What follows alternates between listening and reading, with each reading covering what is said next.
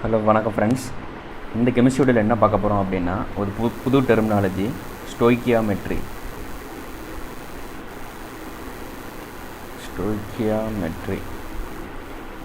இந்த டேர்மை முதல்ல இன்ட்ரடியூஸ் பண்ணவர் ஜெர்மியஸ் ரிக்டர்னு ஜெர்மன் சயின்டிஸ்ட்டு. ஸ்டோய்கியோமெட்ரினா ஒன்றும் இல்லைங்க, நம்ம ஏற்கனவே போன வீடியோவில் கெமிக்கல் ரியாக்ஷன்ஸ்லாம் எப்படி நடக்குதுன்னு பார்த்தோம். இந்த கெமிக்கல் ரியாக்ஷன்ஸ் நடக்கணும்னா ரியாக்டன்ஸ் ஆர் ரீஏஜென்ட்ஸ்னு கூட சொல்லுவாங்க சம்டைம்ஸு. அது எந்தெந்த அளவில் எடுத்துக்கணும் ஒரு ரியாக்ஷன் நடக்க. ஃபார் எக்ஸாம்பிள் ஒரு கெமிக்கல் ஈக்குவேஷன் ஒன்று பார்ப்போம்.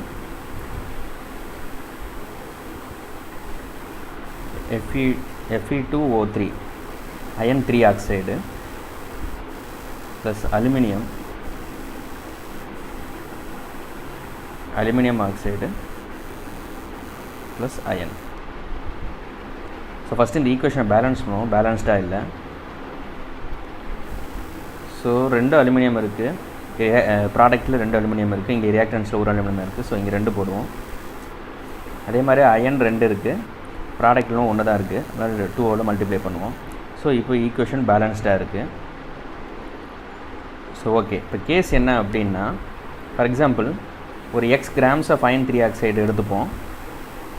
எவ்வளோ கிராம்ஸ் ஆஃப் அலுமினியம் எடுத்துக்கிட்டால் நமக்கு இந்த டிசைடு ப்ராடக்ட், அதாவது அலுமினியம் ஆக்சைடு எவ்வளோ கிடைக்கணும்னா எவ்வளோ கிராம்ஸ் ஆஃப் அலுமினியம் நான் எடுத்துக்கணும். Given that x grams of iron 3 ஆக்சைடை நான் எடுத்துக்கிட்டேன். இன்னும் எக்ஸாக்டாக அசியூம் பண்ணோன்னா 85 கிராம்ஸ் ஆஃப் அயன் ஆக்சைடு எடுத்துப்போம். ஸோ எவ்வளோ கிராம்ஸ் ஆஃப் அலுமினியம் இருந்தால் என்னால் இந்த டிசைடு ப்ராடக்டை எனக்கு கிடைக்கும், அதாவது அலுமினியம் ஆக்சைடு எவ்வளோ கிடைக்கும் எனக்கு கிடைக்கணும்னா நான் எவ்வளோ அலுமினியம் எடுத்து ரியாக்டன்ஸோடு சேர்க்கணும். ஸோ அதை பற்றி பேசுகிறது தான் ஸ்டோய்கியோமெட்ரிங்க. ஃபஸ்ட் கெமிஸ்ட்ரியில் எல்லாமே கால்குலேட் பண்ணணுன்னா மோல்ஸில் தான் கால்குலேட் பண்ணுவோம். இந்த கிராம்ஸை மோல்ஸில் கால்குலேட் பண்ணிவிட்டு அப்புறம் மோல்ஸை கிராம்ஸை கன்வெர்ட் பண்ணுவோம். ஸோ என்ன சொல்ல வரேன் அப்படின்னா, so 1 mole of iron oxide எடுத்துக்கிட்டோம்னா இந்த ஈக்குவேஷன் பிரகாரம் 2 டைம்ஸ் ஆஃப் அலுமினியம் இருக்கணும் அப்படின்னா அப்போ எனக்கு 2 மோல் ஆஃப் அலுமினியம் தேவை. அப்படி இருந்தால் இந்த ரேஷியோ உங்களுக்கு புரியுதுங்களா? 1 மோல் ஆஃப் அயன் ஆக்சைடு எடுத்துக்கிட்டால் 2 மோல் ஆஃப் அலுமினியம் நமக்கு தேவைப்படுது இந்த அலுமினியம் ஆக்சைடான ப்ராடக்டை உருவாக்க. So 1 mole of iron oxide எவ்வளோன்னு ஃபஸ்ட்டு கண்டுபிடிக்கணும். So 1 mole of iron oxide என்ன கண்டுபிடிக்கணும்னா, அப்போ இங்கே இது காம்பவுண்டு, அப்போ அயனுடைய மோல் எவ்வளோ, ஆக்சிஜனோட மோல் எவ்வளோன்றதை ஃபஸ்ட்டு கண்டுபிடிக்கணும். ஸோ பீரியாடிக் டேபிள் போவோம்.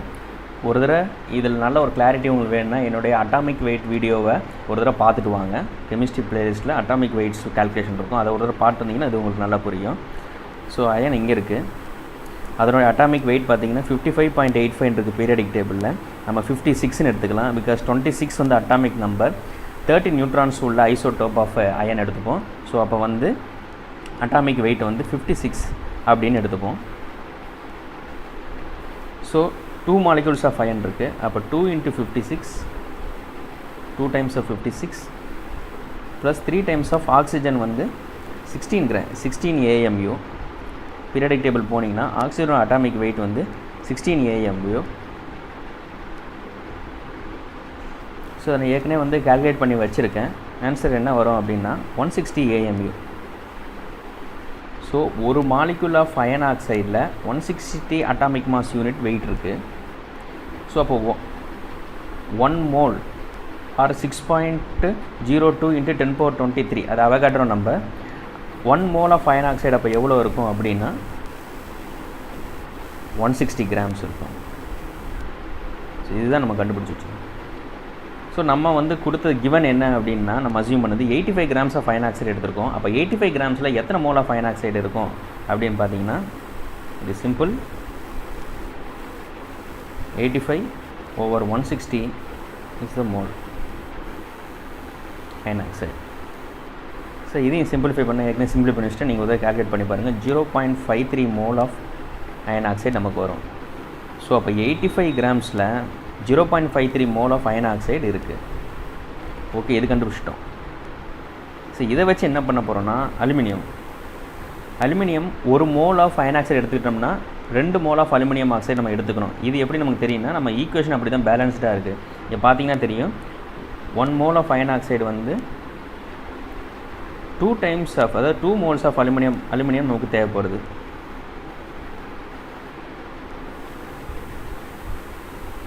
ஓகே, அப்போ நமக்கு கிவன் வந்து 85 கிராம்ஸ் 0.53 மோல் இருக்குது.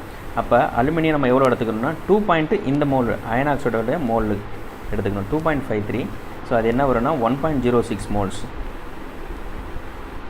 மோல்ஸ் ஆஃப் அலுமினியம் நம்ம எடுத்துக்கணும். ஓகே, இதை வச்சு நாம் எப்படி வந்து அலுமினியமை வந்து வெயிட் பண்ணுறது? நம்ம வெயிட் வந்து மெஷர்மெண்ட்ஸ் வந்து கிராம்ஸ் தான் இருக்கும். ஸோ அப்போ அகைன் இந்த மோலை திருப்பி கிராம்ஸு கன்வெர்ட் பண்ணணும்.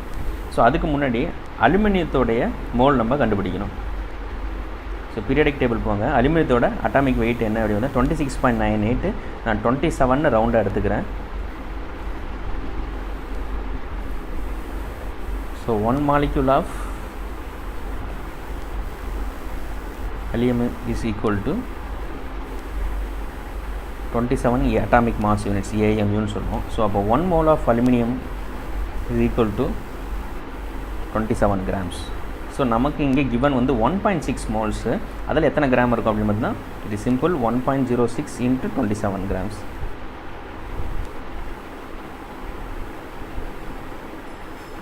கிராம்ஸ் போட்டிங்கன்னா